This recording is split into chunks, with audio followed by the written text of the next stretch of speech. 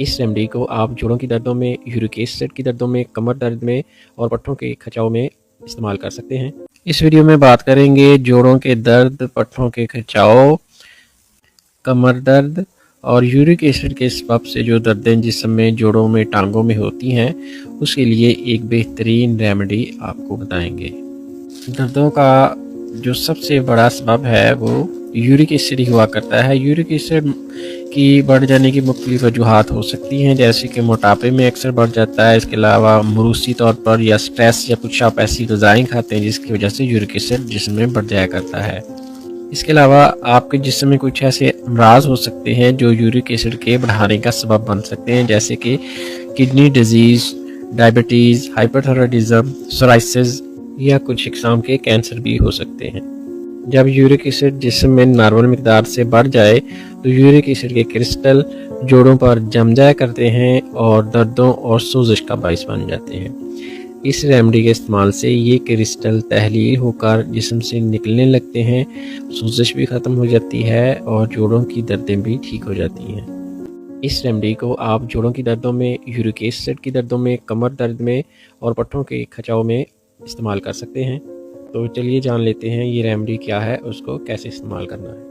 इस रेमेडी में 3 चीज़ें इस्तेमाल होंगी। ये सौंठ है, अदरक को खुश्क किया हुआ है, इसमें ये इस्तेमाल करेंगे। ये आपने 50 ग्राम लेनी है। ये जिस्म से यूरिक एसिड है वो खारिज करने में मदद करती है और जोड़ों की दर्दों में, सोजिश में भी ये बेहतरीन है। दूसरे नंबर पर जो चीज़ है वो है जी काली मिर्च। जैसा कि आप देख सकते हैं ये काली मिर्च है, ये आपने इस्तेमाल करनी है। काली मिर्च की जो मिकदार है वो आपने 20 ग्राम इस रेमेडी में इस्तेमाल करनी है।